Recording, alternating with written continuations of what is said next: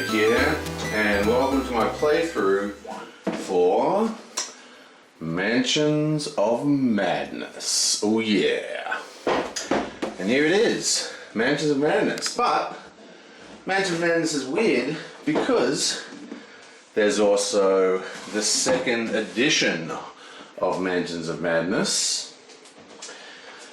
And there's the Forbidden Alchemy expansion and Call to the Wild. Now, Mansions of Madness, for those of you who do not know, is a one versus many game in the same vein as Doom, or the coming Doom, which is going to be awesome.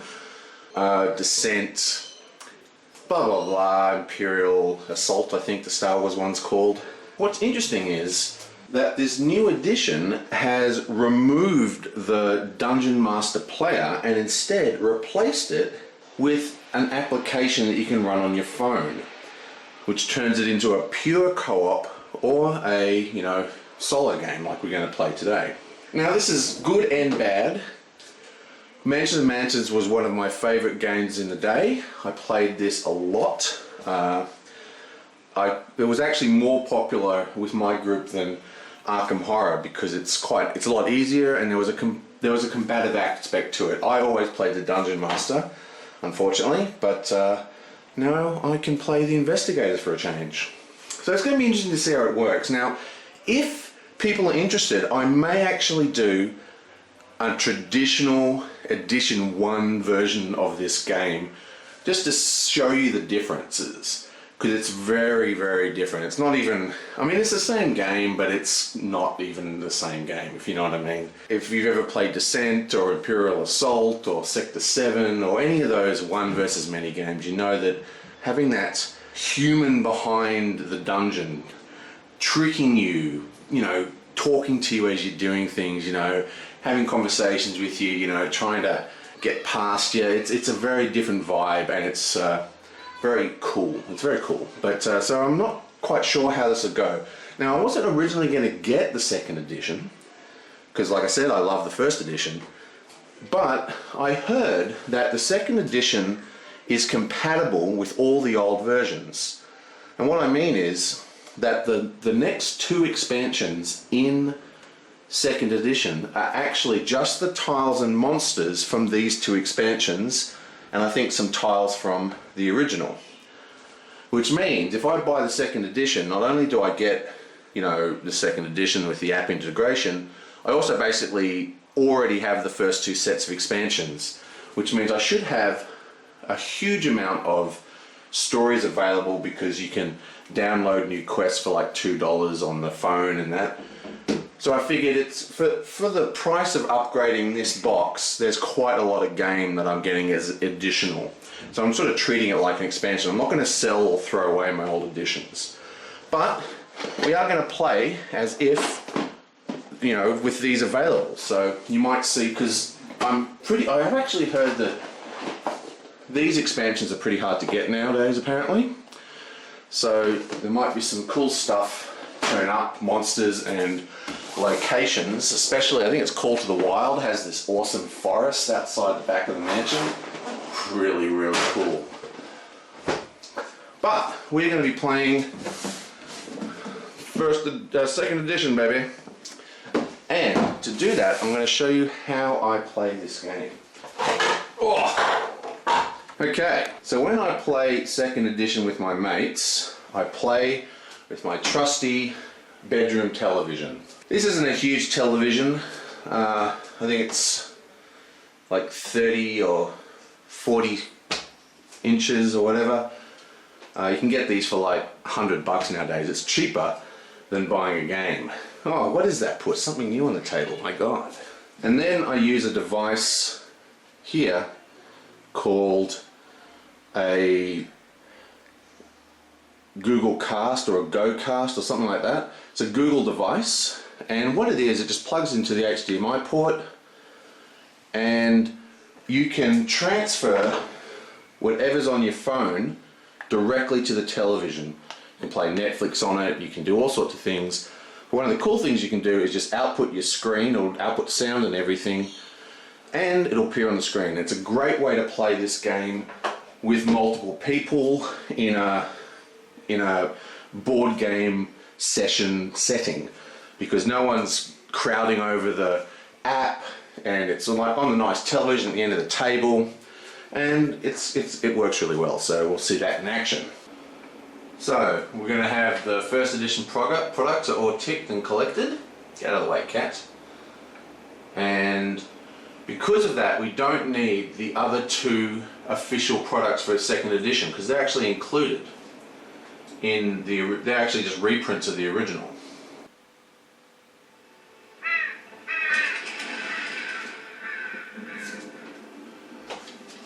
Okay, so we're ready to go. So I'm going to just do a couple of options first. We're going to turn off the music, and we're going to turn off the sound. Oh, we might leave the sound effects. We're going to turn off the ambient music because I don't want to constantly hear that in the background the whole time. But we do definitely want the narration. Now, let's pick a game. New game. Confirm. Now, we have quite a number of games here. Escape from Innsmouth, Shattered Bonds. And the difficulty is down the bottom, and also the time it takes to play. Wow, 240 to 360 minutes. Crazy. Okay. Let's do a hard one. Cult of Sentinel Hill. It's sort of a mid-range. Investigate the strange disasters plaguing Dunwich. That's pretty cool. A violent cult out at Sentinel Hill. That could use I think that's from the expansion, and uses the cool forest boards I love. You can see the little expansion symbol of the moon in the bottom corner there. Or at least I hope you can. Let's try a hard one though. Let's get one that's at least 4. Escape from Innsmouth. Innsmouth is pretty cool. Escape from Innsmouth. A shadow lies over Innsmouth. While looking into the mysterious happenings of the coastal town, you run afoul of a powerful enemy. Can you survive the night, uncover the truth, and most importantly, escape with your lives? Yeah, I think we can. So now we have the select investigators, and unfortunately there isn't a random button, so you can't choose all this randomly just by pressing a button on your phone. So what you got to do is investigators and investigators up here. So we are going to play with a full complement.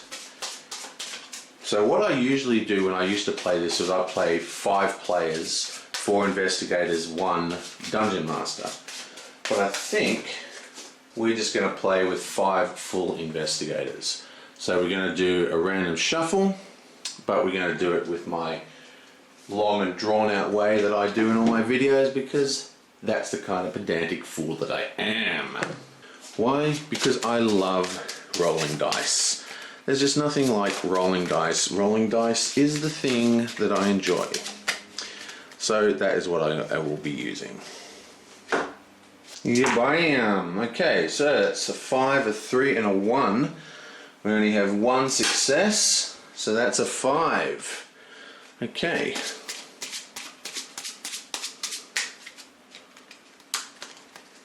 One, 2, 3, 4, 5. Yeah, bam! That's number 1. Boom! We have 1 success, and it is a 6. 2 successes in a row. I'm warming up. Warming up. 1, 2, 3, 4, 5, 6. Bam. Oh, we have 2 successes, a 5 and a 6. That's pretty cool.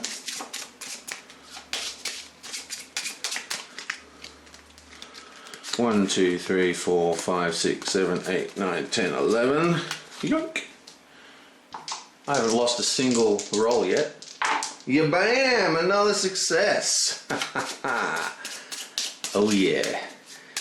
Tell you what, I got the god on my side. Go Rochelle. Queen of Dice. fate is a measure of her love. 1, 2, 3, 4, 5, 6. And the last one. Come on, 3. Boom, another success. How's that? 5 rolls. A success every roll. Let's hope we get that happening in our actual game. 1, 2, 3, 4, 5, 6. Bam. Okay, so who do we end up with? We end up with Rita Young, Sister Mary, yes. Carlson, yes. Father Boo, and Daryl Simmons. Okay. That's an interesting pack. So Carson Sinclair, Father Mateo, Daryl. Okay, and this is all our opening items, okay? So the investigators begin with this set of items, and they also get 2 clues each, but we can split this set up between them as we wish. That is the Holy Cross.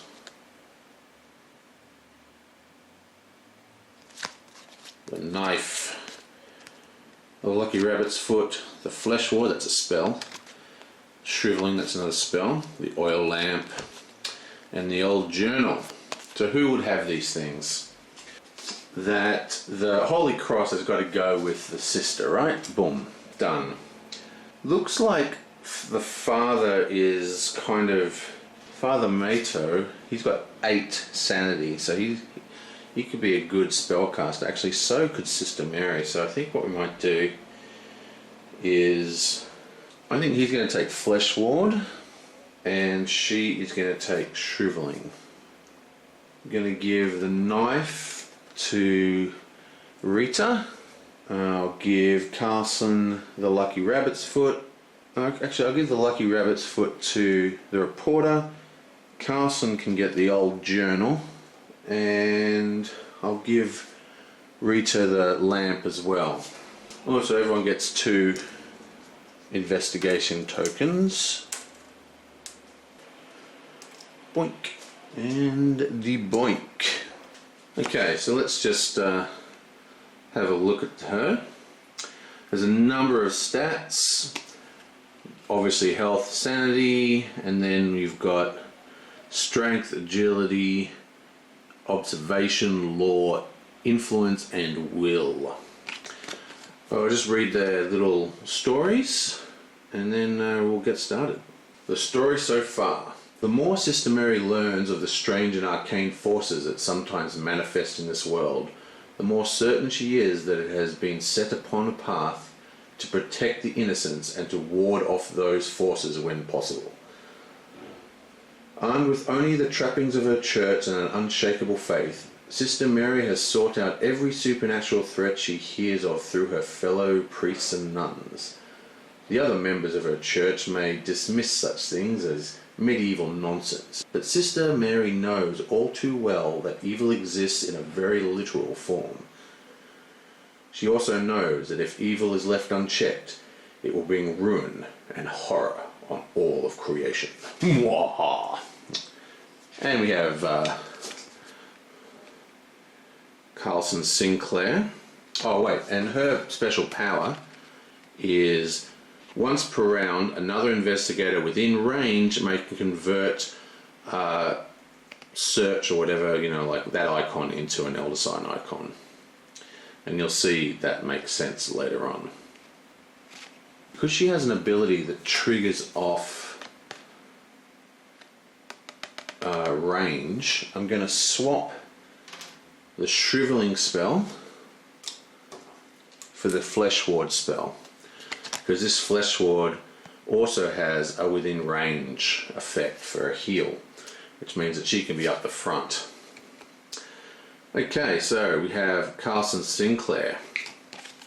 Carlson Sinclair has served 3 generations of the Webb family in Arkham, first as a footman and later a butler. Always proper, Carlson watched with disapproval as the most recent employee, Hercule Webb, began bringing bizarre artifacts and profane totems into his house, engaging in occult studies. He was aided in these endeavours by his business manager, the disagreeable Dupus. Disaster struck when Mr. Webb was drawn through an impossible hole in the sky while Carson brought him evening tea. Oh dear. No one believed Carson's description of the events, and with no proofs of Mr. Webb's death, control of his estate has passed to Dupas, who has quietly siphoned funds from the Webb Trust and effectively frozen out the Webb children. Carson has resolved to get to the bottom of the matter for the children's sake. Okay. I've given him the Dusty Tomb from the library. And now we have the other pastor, Father Mato. Oh wait, and Carson's ability is another investigator within range may perform one action. Activate this ability only once per round. Cool. Well, they've all got in range.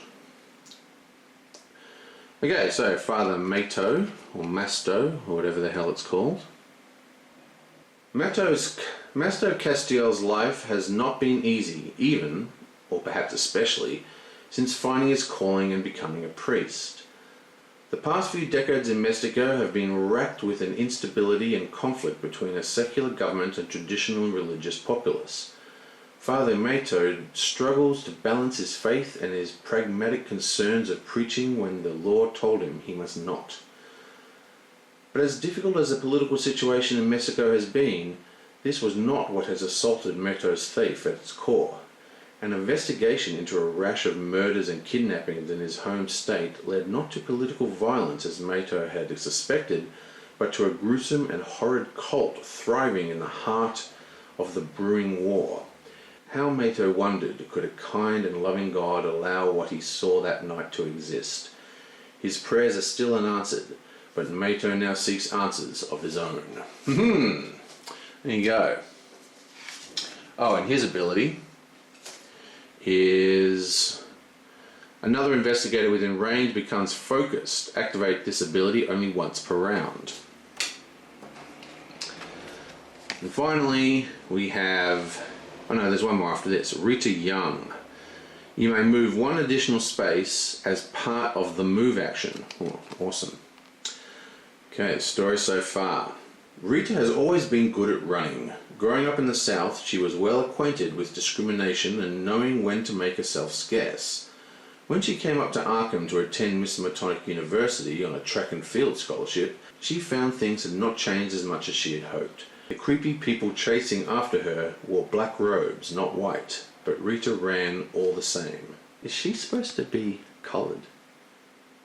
She looks white to me. Anyway, whatever. When her roommate was attacked in the night while wearing Rita's jacket, Rita decided to do something about it. She started looking into the matter and found that the mysterious assailants were not part of the Ku Klux Klan as she had assumed. Now Rita eagerly pursues any chance to investigate the unknown and hidden cults that flourish right under the noses of the authorities. She is done running. Awesome. And finally, the very last, we have our reporter, Dale Simmons. Once per round, if you would gain a clue, you may become focused instead. Excellent. Okay, story so far. His editor says he is just seeing things, but Daryl Summons knows what he saw. He grew up in Arkham, and he is no stranger to the peculiar things that are known to happen here. However, this is different. He had never seen something so terrible in his entire life, and he has cursed himself every day since for not having his camera on him to prove to everyone that he is not making it up. If they will not believe his words, then maybe they will believe his pictures when they are published in the Arkham Advertiser. Now he is seeking out the terror that has been haunting his dreams since that night, and he knows he is getting closer. This time, he will be careful. This time he will come prepared, and most importantly, this time he'll take pictures. Okay, next. The most merciful thing in the world, I think, is the inability of the human mind to correlate all its contents.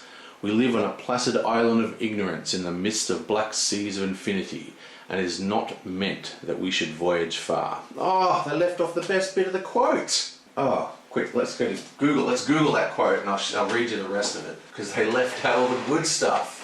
Let's try that again. The most merciful thing in the world, I think, is the inability of the human mind to correlate all its contents.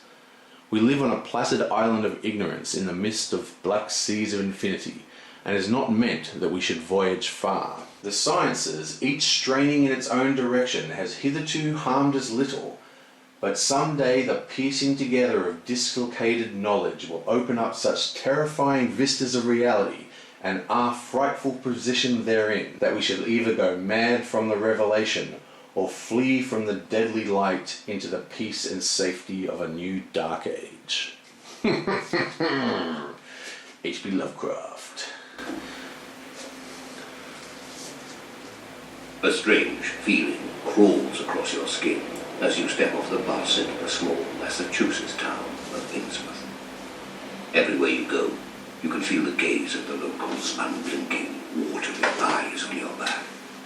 In every alleyway, on every street corner, you can feel the presence of the stooped, pallid residents following you, watching from a distance.